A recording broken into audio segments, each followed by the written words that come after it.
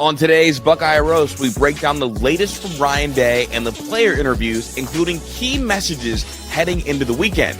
Jay Timmons is officially a Buckeye, and we'll talk about what his commitment means for Walt's Room and 2025. Then we react to the latest PFF mock, where the Buckeyes stand, who's rising, who's getting slept on, and how does it compare to other drafts.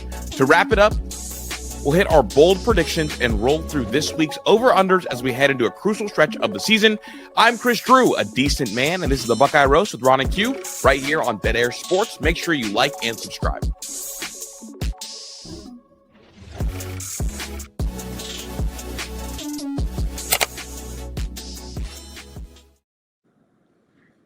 Good morning. It's your boy Ron James here for another episode of the Buckeye Roast here with my guy QP Ski. Q, how you doing? As a distinguished man myself, I'm doing quite well. Chilling, man. It's about to be Friday. How are you? Doing well. Thriving in the city of demons. There can only be one. There could only be one. Q, I have a trivia question for you. Chris talked in the opening about a major flip for the Buckeyes that we are going to get into later in the show. Jay Timmons commits to the Buckeyes. Jay Timmons, a local Pittsburgh product and a Whippio kid. Q, we talk about the Whippio all the time here. Obviously, it's my Pittsburgh Buckeye bias. So I had a Pittsburgh-related trivia question for you today. Okay. Can you name the offensive coordinator that played in the Whippio in the Big Ten? He's a current offensive coordinator. Probably. That played in the Whippio. I think we might have discussed this on the show before. Yeah, he's offensive coordinator. Wait, the one from Indiana? That is correct. Mike Shanahan, a throwback to scout.com. He is the leading receiver all time at Norwin, his high school, which is in Irwin, PA, right outside of Pittsburgh. He was a tight end / wide receiver at Pitt. He used to absolutely moss people all the time for the Panthers. So I thought it would be fitting that we talked a little Whippio with such a huge Whippio commitment for the Buckeyes. Fair enough. It's balling back in the day, and obviously he's cooking right now. Absolutely cooking right now. For the longest, I didn't even realize and put two and two together. I'm like, that Mike Shanahan? I'm like, this whole time I'm thinking it's one of the, from the Shanahan family tree from the NFL. And then someone's like, yeah, that's Mike Shanahan from out at Norwin. I'm like, Mike Shanahan that used to play at Pitt? Like, I remember watching him back in the day, and now I'm just having that things completely rolling at Indiana. I thought that was a fun little piece of trivia. Yeah, fair enough. I like it. Well, that's all I have to start the show. Q, I guess we could. No, I'm joking. We got plenty to get into, Q, so let's get into it. Well, that's it on a Friday. I'll play the song. Let's do it.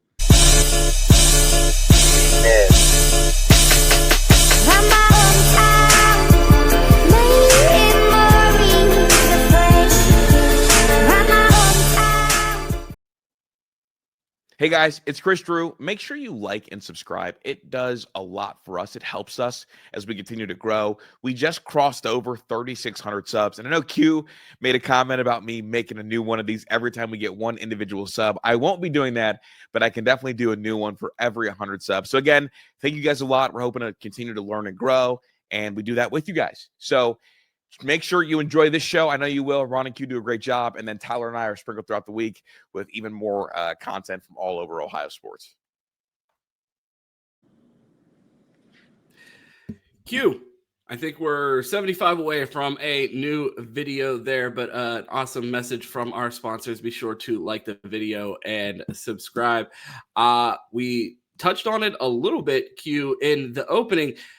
Big commitment for the Buckeyes. Jay Timmons, cornerback in the 2026 class, flips from Florida State to Ohio State. Big commitment for the Buckeyes. Very talented cornerback room, but they haven't been getting a ton of numbers in the recruiting class. They only had two in this one, two in this last one.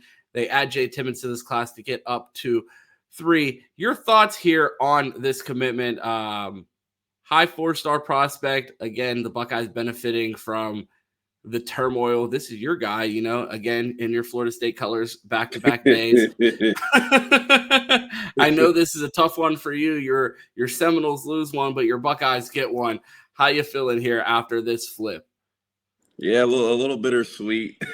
Jay Timmons is a good ad. I actually watched his film or his highlights yesterday. So did to see him, and looks like a good corner. Speedy guy. So was making plays both offensively and defensively. And you look at the future of his cornerback room, and you're like, okay, we know who's up next, but who's up behind that? Who are the guys up and coming? Because Devin Sanchez is he's already playing. So you already know he's up now. So building this room for the future most definitely is a good, important piece. And like I said, the Buckeyes got to get after it on the trail a little bit. It felt like we were leaving some to be desired. And it looks like if they had to go to the piggy bank, somebody was happy and gave them a 20 because they look like they're hitting the trail pretty hard right now. Yeah, you saw the money on the graphic because it was like the Buckeyes were digging into the couch to find some money and put this class back on the map, because a lot of people were complaining the 9th best class in the country coming off a national championship. A lot of people felt that was unacceptable. I couldn't really hear those complaints. I had to read about them because I was too busy celebrating a national championship. Q, I wanted to take a look at Jay Timmons and let the viewers see what the Buckeyes are getting in this 4-star flip. I just feel like everybody's been sleeping on me. I've been going on the radar for way too long now.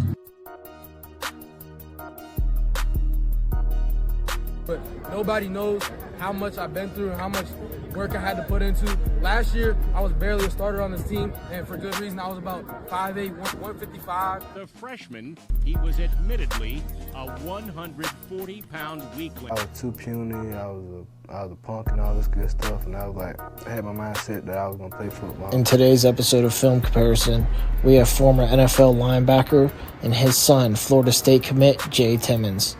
As we dive into this footage, you could clearly see that both of these guys are playmakers on the offensive side of the ball. We take a look here and you could see where Jay gets his ball tracking ability from. But at the end of the day, we all knew Jay Timmons would be on the defensive side of the ball in college. They both play the game with a certain level of aggression and confidence, which allows them to affect the game in ways that others just can't.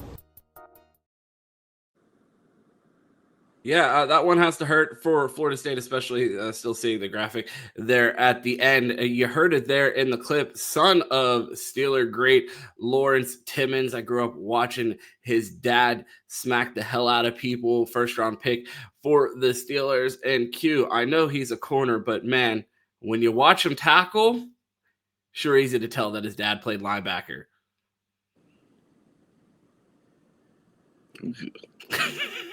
Yeah, that's quite the hit there. Yeah, honestly, we should have recruited his dad. I love a linebacker who can return punts and make plays, so we should have added to the list. But yeah, man, athletic kid. Obviously grew into his body a bit. He was a little smaller and needed to bulk up, and obviously grew some as well. And was really coming to his body. And he's athletic, man. You love just a prospect, and the way Coach Walt and the dudes on defense are developing at this rate. All you have to do is have the talent. They'll help you put the rest of the pieces together. So happy we got him in the class. Hugh, my timeline was littered with "we ain't done yet" memes and people gloating about their predictions about Ohio State landing a bunch of flips and keep saying more to come. Can you expect this type of momentum to carry into the transfer portal? Because for the longest, this looked like it was going to be a lost class. And for me, I was fine with that. I was like, whatever. We won the national championship. Don't talk to me about recruiting. And now that recruiting's rolling, it's not that I'm like, oh, let's talk about recruiting now. It's like, all right, well, I'll listen to you guys celebrate recruiting, but if you're going to cry, take it somewhere else because I don't care right now. But to see the Buckeyes get hot on the trail at the right time, we've been doing this show, we just passed 200 episodes the other day. And something that we've talked about a million times on this program is the fact that the Buckeyes are always the ones having their players flipped at this time of the year. They're never getting active. They're always just doing their best to hold down the class. They're not on the trail. And it seems like the Buckeyes are on the trail hot and heavy right now, trying to get this post-national championship class closer to the top 5 than barely on the fringe of top 10. Yeah, I'm expecting Felix Ojo tomorrow. No, I'm just kidding. That's not going to happen. That's a little too far. But I said found some money in the couch, not a pallet of cash under it. The warehouse, just emptying out the pallets of cash. Yeah, I mean, it feels good. It feels like Ohio State is definitely getting active, and they feel like they can add some to this class, especially with all the turmoil right now in college football. You feel like there's a lot of recruits. There's a lot of kids in the transfer portal that are going to be looking around to see what the hires are and where can they go. Possibly they're not happy with their current destination. So it's a time where we talked about it a couple of weeks ago, and since then, this is a time for Ohio State to really be in talent acquisition mode because you can put together a roster right now to have pretty much the next 4 years of NCAA championship level talent on your roster. So I think it's an important time for them. I expect the portal a little more. Ohio State isn't the most in recruiting. It's hard to give guys a pallet of cash when they are unproven, but you have guys out there who like, hey, in a year he's going to be a first-round pick, or you got a Dylan Stewart, for example, or guys like that where immediate impact and worth the money that it's time to spend. So I expect the portal to be more active than the current recruiting trail is. I mean, you're talking about future championships. We're already skipping over this year's Natty and talking about three-peat next year. Are you guaranteeing a four-peat? Are you putting it on the record? Yeah. I put my apartment on it. I can't guarantee natties, but I guarantee if Ohio State acquires the correct talent with the way their coaching is right now, they can keep this coaching staff together. You're going to have a chance to be in the natty year in, year out. And that's what Alabama did for a long time. I mean, you saw those classes that they were able to put together. And it's like, why is Alabama playing in, 6 national championships in 8 seasons? Because their talent is so deep that it was like, that recipe was going to continue to work regardless of who was walking in the door and who was walking out. It was not, they were never going to have a lack of talent. With the coaches they were able to get over there, they were able to do it. So I feel it's the same way here right now, especially with the way Ryan Day's acquiring coaches.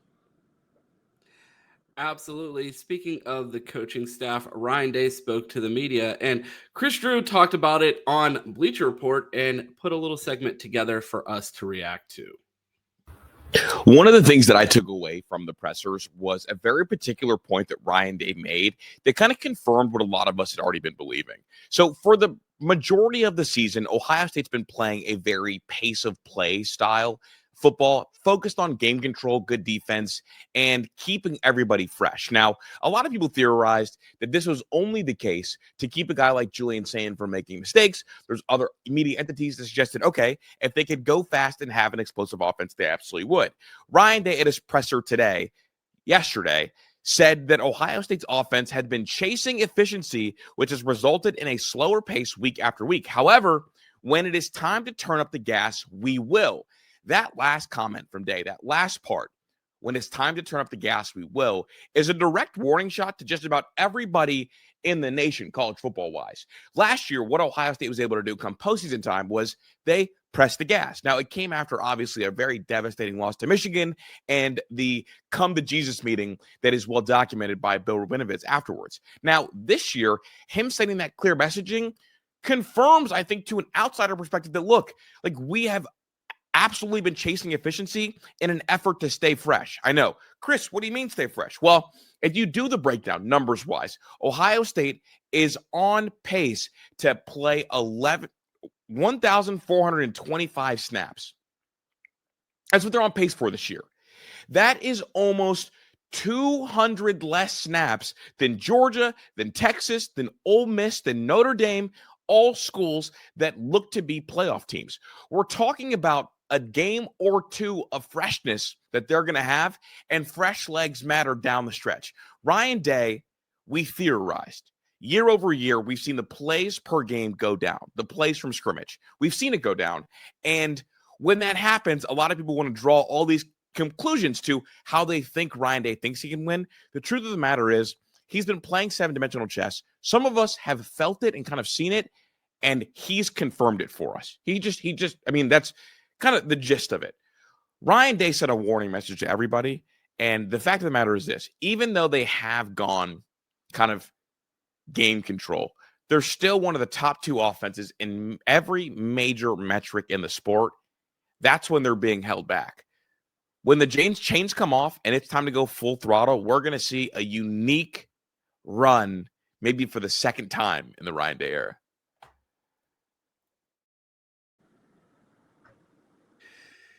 Q, we've been talking about this. It feels like Ryan Day uniquely understands what it takes to win a national championship in this new era that other teams don't seem to be acknowledging at the moment. We just talked about Indiana running up the score, trying to get style points week in and week out. Ryan Day addressed the idea of style points in week one and saying, hey, we're not here to get style points. We're not here to win Heisman. We're not here for individual awards. We are here to win national championships. I said Ryan Day went from chasing Heismans with Dwayne Haskins and CJ Stroud to it feels like now Ryan Day is chasing his own statue in front of Ohio Stadium if he's able to put up back-to-back national championships, 3 national championships, 4 national championships, as Q just said last segment. Ryan Day seems to have a recipe that no one else has in college football right now. And this pace of play and the fact that he's warning everybody in college football that, hey, when it's time, we will open it up. And he's shown it and it's flashed. And to know that Julian Sayin is balling the way that he is with the highest completion percentage and Ryan Day is still holding him back. If you're out there listening to these press conferences as an opposing coach, how terrified are you at this point? Well, before everything you just said is correct. Before we even get there, I am terrified because I'm reacting to Chris Drew clips like he's Josh Pate or somebody. When did we get Chris Drew clips on the show to react to? Like, he should have ESPN in the background. I don't know where that came from, but that came from Bleacher Report, Q. I literally said this. We work for a major media outlet 3 days a week, and we decided to share some of the content that we provide to another network over here on Dead Air Sports. This man Q's like, where did that come from? I literally just told you what production company paid us to make that piece of content. That came from BleacherReport.com. If you'd like to check out more of Chris Drew and run content put together and produced together, check it out on Bleacher Report in the Ohio State team stream. I know exactly where that came from. I've been on Bleacher Report, but I had to give Chris a hard time for that. Both of you are right, honestly. And we've kind of talked about it. The efficiency with the offense, they don't. And honestly, it comes from the confidence in the defense. They don't have to go out there and burn the rubber. They don't have to play the Colts of Peyton Manning where he was like, we got to score every possession out because we know our defense is going to give up 40. Like here with Matt Patricia's defense, with as confident as they are, they're saying, hey, we're going to slow the pace down. We're not going to burn a lot of snaps. And with the snaps we do have, you have to be efficient. Teams are going to want to keep the ball away from Ohio State. They don't want to give Ohio State the ball because they know more times than not, especially you look at all the metrics we're going to score, and that is highly possible. So saying, hey, take care of every possession. Let's get down there. At worst, leave with 3, but let's try to get touchdowns and really be able to drive the field stretch, hit our playmakers, and get it going. And you feel like they've done this extremely well. I mean, the rotation of personnel, you talk about, we've complained year after year, like rotation. We want to see guys get stacked. We want to see freshmen get stacked. Quincy Porter, Mylan Graham have gotten more involved the last few weeks. Bryce Rogers got back. We'll see if he also gets involved. The rotation of the running backs, having them play. Obviously, Julian Sayin has been super efficient, but we've seen Lincoln get in there every now and then. But the offense has been so efficient that you feel like, okay, we know given a certain number of snaps, we can score. Now, if somebody wants to have some success, maybe they score a little more than the average. Maybe we play Indiana and they give our defense some fits. Maybe they will, maybe they won't. I'm not saying they will. But if we need to turn that gas up and get into a shootout, which playoff games turn into, and I know, Ron, we had talked about it a few seasons ago where we talked about going into the Michigan game and you guys are like, we want to keep it at 17. And I'm like, that would be great. I would love that. Could our defense do that? I believe that. But you get in some of these big games like the Georgia game, like that's not always going to happen. At times you have to have a shootout and be able to go out and outscore people when it matters most. And for all those stats people would give about Jim Knowles and his defense not giving up scores on the last possession, Ohio State would have the same stat on offense of not going down and getting those winning touchdowns at all times. So you feel like Ryan Day is saying, we can do both. We can both get stops and hold people. And then if we need to turn up the gas, if we need to score 40, if we need to be able to put together drives late in the season, 1, we have the energy to do it. 2, we have the efficiency to do it. I feel like the Buckeyes, I'm sitting here listening to you talk about it, and it's like it feels like watching a John Jones fight after he's like coming back off a hiatus, because it's like you know he's the best fighter in the world. He could just come out there and knock anyone out. But he's like, oh, I'm gonna bear crawl around for a little bit. I'm gonna wrestle with you. I'm gonna try to do elbow and throat from 4 different angles. I'm gonna throw a couple different knees. I'm gonna take a whole round just to watch what you're doing. Like it feels like Ohio State's just practicing out there, and the fact that they're doing it while getting rest and also acknowledging the fact that, oh no, we know what we're good at, and when it comes time to turn it up, we absolutely will. And he talked about that a little bit in his press conference this week about, they asked him, was it purposeful the way that you mixed it up early in the game? And they said, yeah, we wanted to show a bunch of different looks to Jim Knowles and see essentially how they decided that they were going to defend us. And then we locked into what our offense was going to be the rest of the game once we understood what they were going to do. And the fact that they have that type of window dressing, and everybody's like, oh yeah, that felt like a really scripted drive. And it was like, not very scripted. It was like, hey, we're just going to mix it up and throw whatever out there and see how they react to it and then go from there. And the fact that they feel like they have that flexibility, especially with a young quarterback in Julian Sayin, has to give Buckeye fans confidence. I wanted to read a tweet from our guy on October 15th. He said, I know people want Ohio State to open up the offense. The reason they're not doing it is because of the change in season. Playing 17 games is hugely different from playing 14 or 15, especially when you want to be at your best in those last few games. Their pace of play is among the, if not dead last in the country for a reason. They're intentionally shortening games. Their offense you see now and the offense you see in November onward likely rather different. I mean, did he nail it or did he nail it? Yeah, I mean, he nailed it right on the head. I mean, it feels like right now, Ohio State walks out there, they know both offensively and defensively, we're the best team. We're able to practice efficiency. We're able to work on things that we haven't been great at. And then when it gets later in the season, you talk about playoff time. And when those run out, those are times where the town is maybe not equated, depending on how the playoff picture looks. But you're going to play teams that have enough talent to beat you. And that's where you want to throw your knockout punches. Like you saw against Oregon last year. They came out there and they said, this is a good team. If we have a chance to get stops and knock them out of the game early, we are going to do that. You've seen even Ohio State do it this season. I mean, you go to Wisconsin, they're like, they have no business being in the game with us. Let's score early and put it out I don't know what I'm trying to say. Put it out of reach. Yeah, put the game out. There you go. Get it out. You also saw it against Illinois. They came out and said, you know what? Let's put this game out of reach, and we won't have to worry about it on the back end. I feel like in the playoff time, you're going to see that no matter who we play in the second round, third round, fourth round, in championship. It's like if we have a chance to get some stops and go up early and give that team no confidence and moving back into the game, we're going to do that. Yeah, Ryan Day had more to say in the press conference today. Q, you took the notes on that. What stood out about what Ryan Day had to say when he spoke to the media today? Yeah, I mean, we just covered the efficiencies thing, so we did talk about that. But he also talked about practice habits, and I thought this was important. He said, when you come watch practice, it should look like the best practice in the country. I feel like I'm out there coaching someone who I feel like I'm out there coaching, and someone who comes to watch practice, they should watch the best coach in America, the best 3-tech in America, the best slot receiver. That's our job every day. So, like you said, they're out there with a glorified practice on Saturdays. Well, they're even turning it up during the week. As someone who's been at multiple Ohio State practices in this national championship run and onward, I would say it feels like they do practice with a championship mentality, a level of seriousness and competitiveness. I talked about this past year when they moved one of the fall camp practices inside the Woody. We got a chance to watch the defense, and Caleb Downs and Sonny Stiles came off the field, and you would have thought that they were watching live action war when they were on the sidelines, just seething, watching the backups play and just calling out plays for them and trying to make sure that even when they're not on the field, this defense is operating at a high level. And to see that level of competitive fire in practice speaks to the culture that Ryan Day has built around there. And it does feel like, you know, the way you practice is the way you play. And it feels like the Buckeyes keep that level of intensity in practice at all times.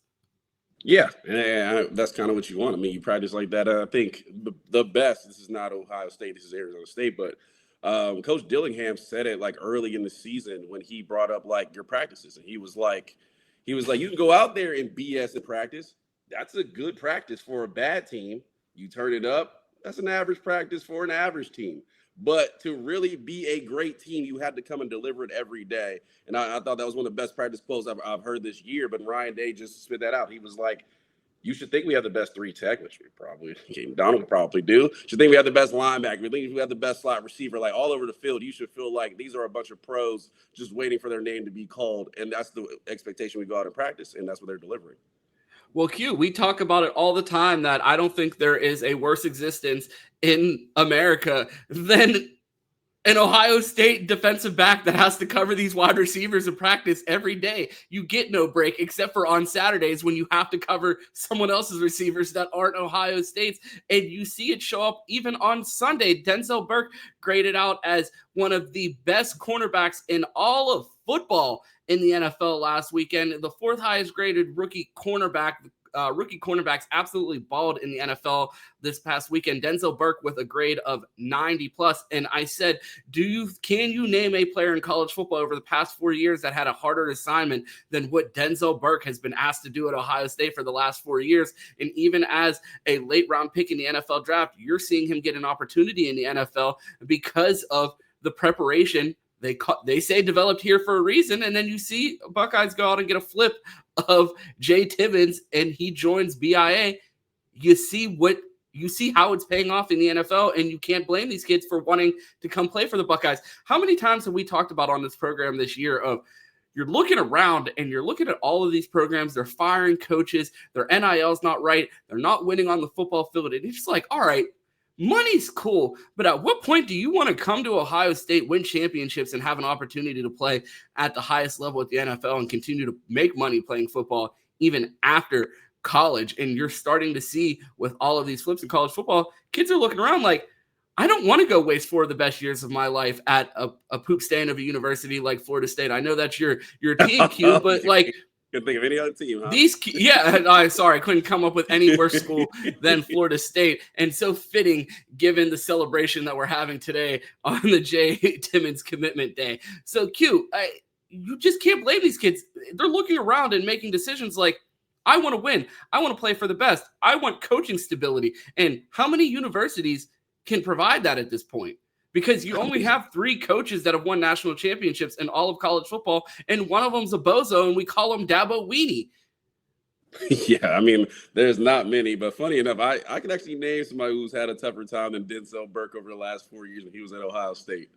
The walk-on behind Denzel Burke didn't have NFL talent. It had to go behind and cover those guys. Like, all right, look, man, I'm being accountant on Mondays, not playing Monday Night Football. Please get me off of these guys. So, you mean to tell me that there's someone at an accounting firm somewhere in Columbus, Ohio, standing at the water cooler having flashbacks like PTSD at the water cooler, just seeing Jeremiah Smith flash before his face? I remember when Marv used to make me fall like that.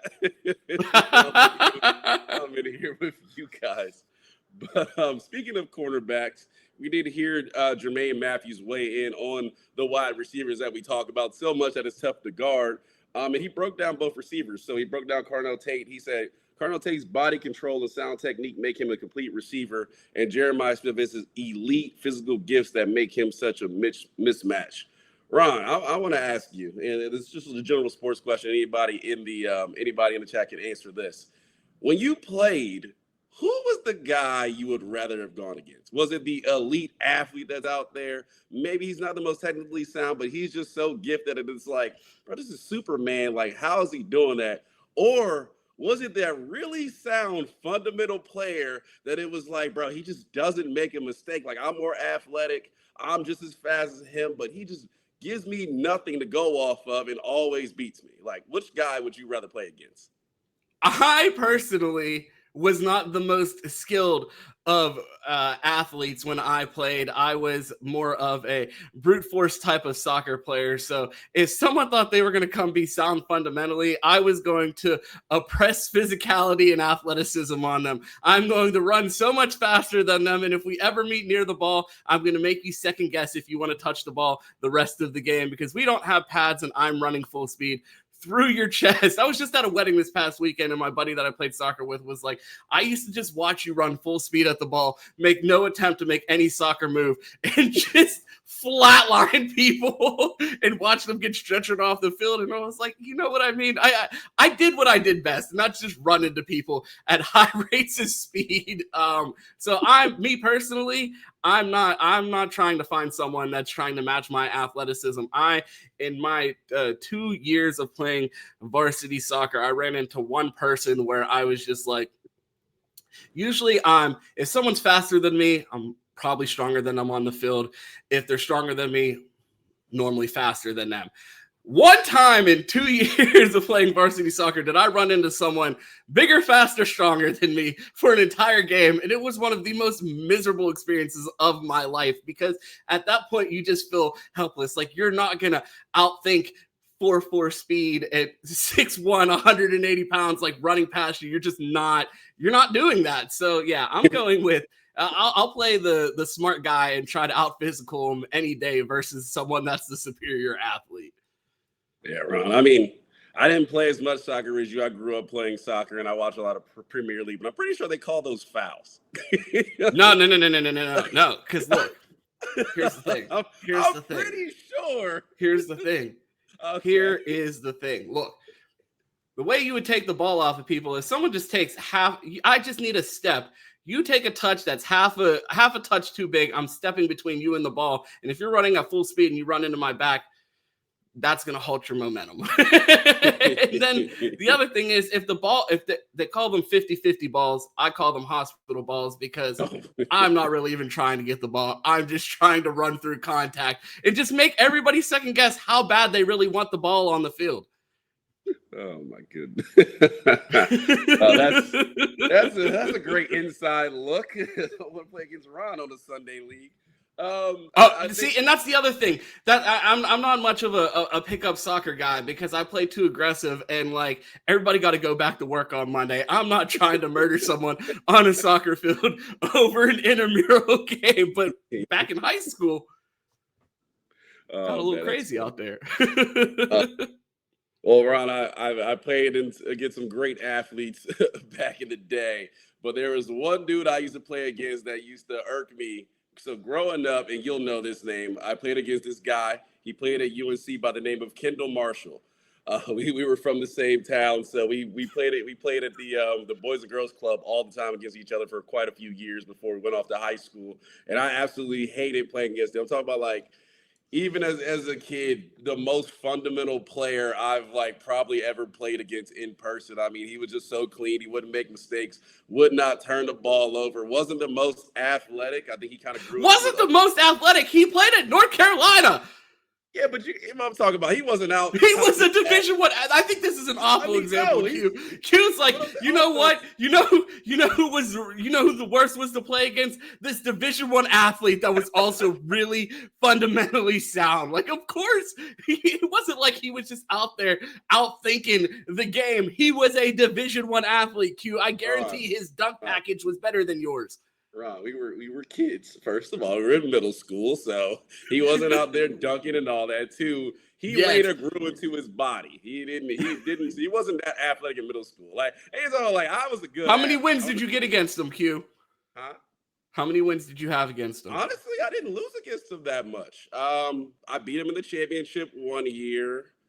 Maybe, I think that may have been the 1 year. The 1 year we played in the championship, I beat him. I've lost to him in games. But we actually had a pretty good team. I had this dude Noodles on my team, who was also a good. I think Noodles played in college at some level. But actually we didn't lose to him that much. Someone in the chat, look that up. Noodles Division I basketball somewhere, and see if you could find him. Get back to us in the chat if you could find Noodles stats for us. I don't even remember Noodles' real name. But yeah, by the time we got to high school, that's why this sounds like a made-up story. Me and Noodles played against this underdog Division I athlete. God, that's just a nickname he had on our team. I haven't seen Noodles since high school, so it's been a minute. But yeah, playing against Kendall Marshall back in the day, you can look him up. I mean, he played in the Suns, actually. He got drafted first round, so really good player. But yeah, he was that fundamental player that was like, man, I hate playing against that dude. What you mean you want me to guard him? I guard anybody else. Let me go get 20 against somebody else. That's a way better flex of a story. I'm like, man, I used to be a bad soccer player that tried to hurt people. Q's like, I used to play against Division I basketball players and beat them. Yeah, first round picks. If you're ranking our athletic prowess. Or just I used to be first round NBA draft picks. What do you want me to do, man? Yeah, no, I don't have any middle school medals over NBA first round picks. Just soccer highlights of illegal plays that should have been red cards.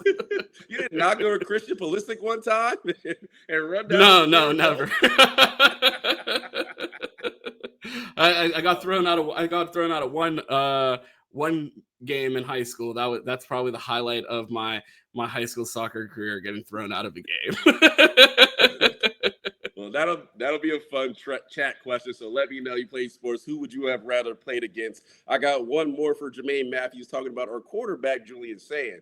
And they talked about how Julian Sayin is in the game. They said he's calm, he's poised. Is that how Julian Sayin is in practice?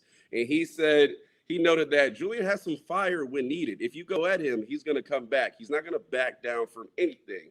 Ron, we talked about, having a dark alley team that has come in and now has shown more toughness ever since that Michigan on the sideline rant at the shoe. Now our quarterback has some juice, and I think that maybe the one question around people about America is, does Julian Sayin have some bites in where Jermaine Matthews just told him? I'm not sure you can take his word for it. How does that make you feel? It makes me feel great because we talked about this defense being a team full of crash outs, and you can only share the locker room with that many tough guys and it not rub off on the rest of the team. And I feel like Julian Sayin, I never really doubted his ability to lead a team like this, because I always used to tell people, I'm like, anyone questioning Julian Sayin toughness just has to look at the fact that Raw Miami used to fly that kid all around the country to come lead a bunch of kids from South Florida at quarterback week in and week out as they almost won an OT7 national championship. If he was soft, those kids would eat him alive. Like, I've been around those 7-on-7 teams, and these are kids that are so competitive, the most competitive kids you will ever meet in your life. They could be playing checkers, basketball, tic-tac-toe. They want to win. And there's no way that someone that is mentally soft would have been able to function in that environment with the expectations around that program. And to see the way he led Raw Miami for that season silenced any doubt that I had about Julian Sayin as a leader, because I was like, those 7-on-7 teams are rosters full of alphas. Every single one of those kids think that they should be the number one kid in the country. They think they should get the ball on every play. They think that they're the best, as they should. And for Julian to be able to lead that type of team, I never had a question about his leadership skills. And to see him comfortably continue to grow as a leader at Ohio State doesn't surprise me one bit. Yeah, no, I mean, it's definitely good to hear, because you're going to need that juice, and you saw it from Will Howard last season. Juice on the sideline, picking up the team, just that leadership. You want to follow a dog, and the quarterback is always the leader, and it's always going to be. So you want that guy to have that fire when he needs to. You need to have a guy that can chill out and keep everybody from going crazy over there, especially with the guys and the personalities that mix.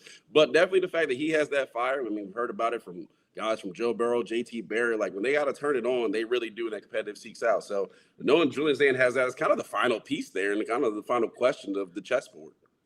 Yeah, and I don't even think it's necessarily the fire either. I think it's the fact that he brings a steadiness and a calmness, whether they're up or whether they're down. And I feel like when the Buckeyes finally do face adversity and everyone turns and looks at their quarterback and he looks the exact same that he's looked all season, and he just goes out there like a machine and continues to operate, I think he'll be just fine. So I'm really impressed with the maturity of Julian Sayin, and as he continues to grow as a leader of this team, I think the Buckeyes are in great hands, and it's super excited.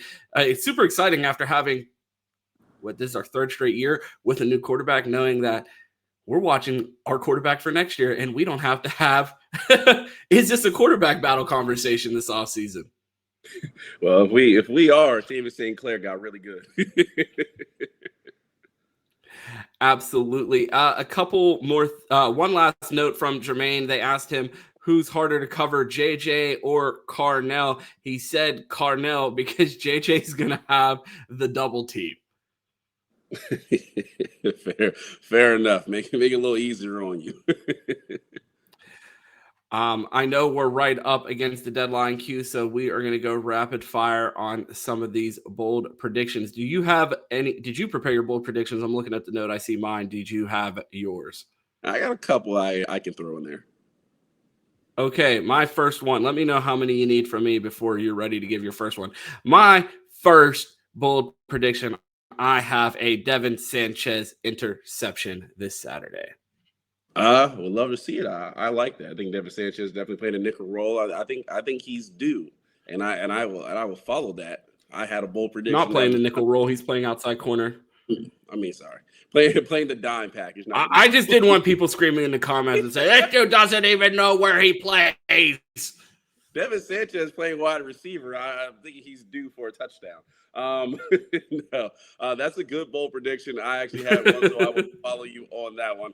I had the Jermaine Matthews pick six. I've been waiting on it for a couple of years now. I think we're finally due for it. So I think Jermaine Matthews has a pick six on Saturday.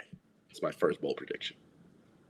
He has one already in his career. We actually have a clip that we've played on the show as an outro a couple times that has it in there. I don't have it loaded up, but he does have one. So another one that would be a bold prediction because, Yeah, first one in a couple of years. Sorry, not his first one.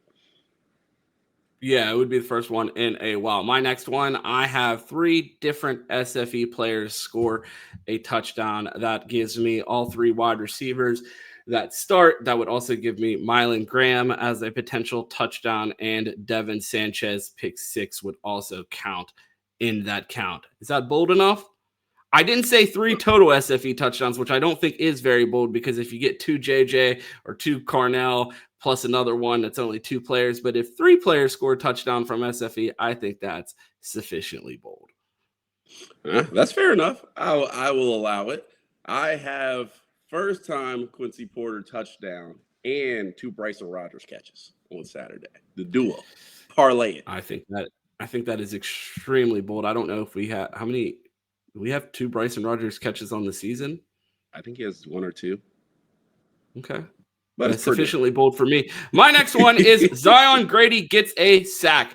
You see Kenyatta Jackson going crazy last week. You saw Caden Curry going crazy earlier in the year.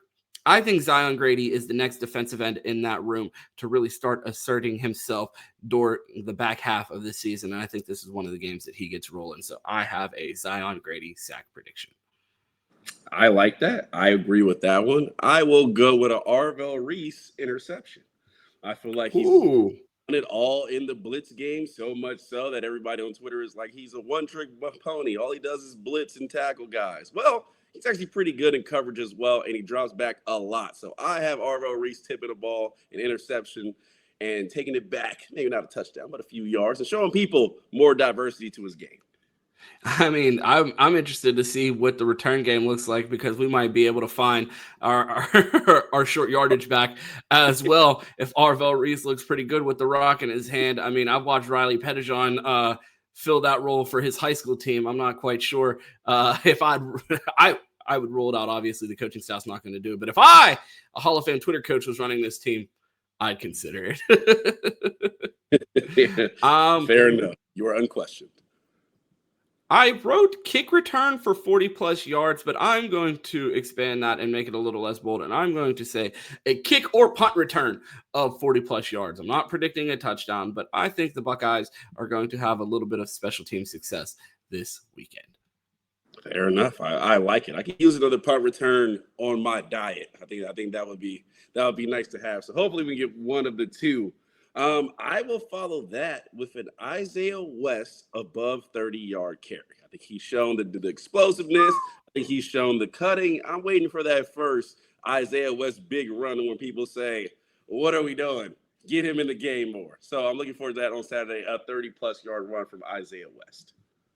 My last bold prediction before we move on to over-unders, I have no sacks for the Ohio State offense. I think that is particularly bold given the question marks at right guard. Ryan Day being very secretive about which one of the guards is hurt.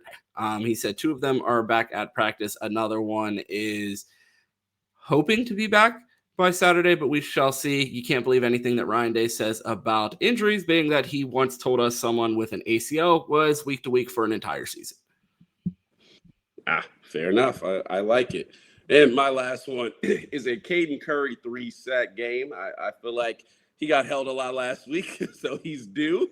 He's due for a couple sacks. But we haven't seen him had a monster game in a lot of good games. But we need another monster game because I'm pushing the Caden Curry All-American Season Award list. So I need him up there. I need a 3-sack game with Caden Curry as my final bowl prediction. Q, we are going to speed run through these over-unders. Isaiah West over. This is clearly a typo. I have over. I flipped these backwards. I have the typo in the note is Isaiah West over under 1 carry. I believe that line was supposed to be over under 4.5, being that he had 4 carries last week. Do you see Isaiah West seeing an uptick in carries? You watched all 4 backs get involved last week. I thought that was a bit surprising that you didn't see more of a duo in the backfield. Do you see Isaiah West moving up in the rankings and carries this week? Yeah, when I place my money down, I want the 1 carry line. But if you're gonna tell me 4.5, not available, all bets void. Calling the local authorities. I will take the over on the 4.5 carry for Isaiah West. I think he continues to get more involved in the offense. And again, if he's going to have that 30-plus yard run, I think he's going to get more than 4 carries. We are going to stick with the line of 4.5, but this time it is Julian saying incompletions over under. 4. I like 4, so I'll go under. I think around 4 incompletions will work for me. Watch the Buckeyes passing offense struggle. If Julian Sayin has more than 4 incompletions in the first half, blame Q. Send your hate mail straight to Arizona. Over under 1.5 forced turnovers. Q, you have Caden Curry getting 3 sacks. Is he going to cause a strip sack on any of those? I think I'm going over. I have the Arvell Reese pick after Jermaine Matthews pick, so I'm gonna go over. Holy hell! You got the Kasai picks this week. If you know, you know. Over under 2.5 backs with over 4.5 yards per carry. Again, I like that number 4.5 today. Kasai told me Roddy Hickman was better than Kool-Aid, but I'm not. Okay, we continue. So what's the question? Over 2.5 backs with 4.5 carries. No, I can't even let it go. My favorite Kasai take is that he once compared TC Caffey to Clyde Edwards-Helaire. I digress. Oh, love you, Kasai. Appreciate the support. That's my guy, man. Okay, so 2.5 backs over 4.5 carries. I'm definitely taking the over on that one. No, 4.5 yards per carry. Oh, 4.5 yards. Okay, we got it. I mean, I'll still take the over. I think Isaiah West and Bo Jackson average pretty well. And give me James Peoples too. I'll take him over 4.5 carries as well on Saturday. He's not the short yardage back. The Buckeyes have been the topic of conversation all week has been pace of play and snap count. Over under 3.5 quarters played by Julian Sayin. Oh, that's an interesting one. For hope's sake, I will go under. Hopefully he's 3 quarters and out, and we can get some time, and Tavian St. Clair can get some time. So I'm gonna go under on gameplay. And for this one, Q, I already know the answer for this, being that you have Caden Curry getting 9 sacks tomorrow. I have over under 3.5 sacks for the defense, but with Caden Curry getting 6, I'm guessing you're quadruple hammering the over. Are you getting an alt line on Ohio State prop sacks? You're going to probably get the FBI flagging this. You're going to have the FBI watching our show like, this guy out here is talking about these crazy sack numbers. I'm over 15 on Saturday, so place your bets. I'll say over 15 sacks. Sack every play in the first quarter. You're going to get your FanDuel account suspended like when Chris Drew placed hundreds of dollars on Devin Brown Heisman bets, and they thought that he was colluding. Yeah, this guy is insane, or he knows something. It can't be anything in between. He's either crazy or he knows something's going to happen. I like how they know something's up, and they're like, we don't feel bad taking your money, but we're definitely going to keep an eye on you, Buster. when they stopped letting him bet it, he was like, they know he's going to win. Q, that's all I have for today. I know you got a busy day to get to, so let the people know where they could find you. One, everybody like that video. Hit that sub button. Greatly appreciate you tuning in. All the feedback. A couple of people have followed me on Instagram. So great to talk to y'all and see what your daily lives look like and see how you're doing while you're keeping up with the show. But if you want to do that, I am Cityway Quitting on Twitter. I'm Finder Johnson on Instagram. Most importantly, here Monday through Friday on Dead Air Sports Network, the Buckeye Roast. So hit that like button, hit that sub button. Everybody who subbed, greatly appreciates you doing that. The members are moving up. And again, Chris Drew's putting in a lot of content, and we're working on some stuff behind the scenes. So greatly appreciate that, and it helps us afford Ron. So appreciate you. Like that video. Hit those comments. Let us know. Fundamental player, superior athlete, who would you rather play against? Ron, where can find you at? One place they can't find me is on my personal Instagram, where I posted a picture without my hat on this weekend. And so if I was sharing as Q, you guys would have saw that, but you didn't. So if you want to find me, you can find me here. There's been a lot of talk about the hat, of whether it's surgically attached or not. Still up to debate. You may never know. Posh said I saw him without the. If you go follow me, I will repost it. Too bad the picture was on my Instagram story and is already gone. Rats. And I think the last 3 pictures on my Instagram are of me in full ski gear out west. So I don't think you're going to catch one. People are asking, they're like, oh, Posh, you've met Ron in person. And she's like, yeah, but he didn't have the red hat on. He had on a different hat. And I was like, oh, I had the hat on. It was on under the other hat. It actually never comes off.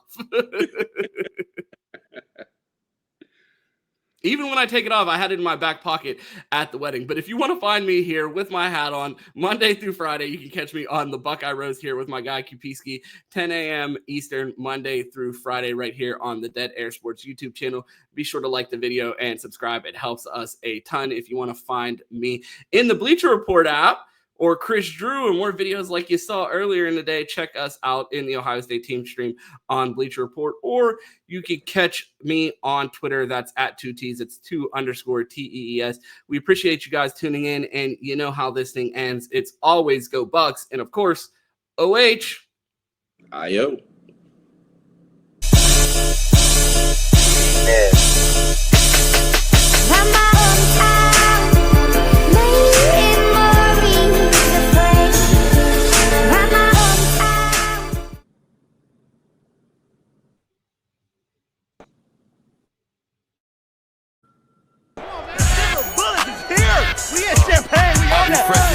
When I hit the scene, everybody know me. 40 tuck in my skinny jeans. I'm so fucking low key. All hundreds, finna go get some cream. This another show week. It's a show week. Out the 7 days, I gotta pick up 40. Mama told me, baby, get you some sleep. Gotta turn down, move slow, please. I go home, rock my son to sleep. Gotta stay awake, get more of these. Nigga, you mad cause you ain't getting no cheese. Whole hood charge you whole fee. Sometimes there's no one to watch over me.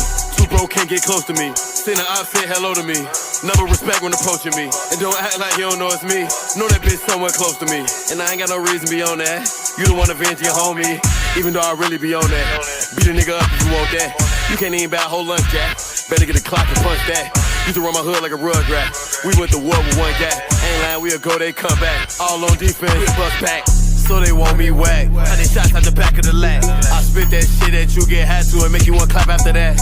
Then try some shit that make you contemplate on it after the fact. Rap about the shit you living, nigga, what happened to that? I don't give a fuck about the rap game no more, nigga, I'm after the check. I ain't with the rap beef, nigga say my name once, I'm after his neck. Reach for 150, I'm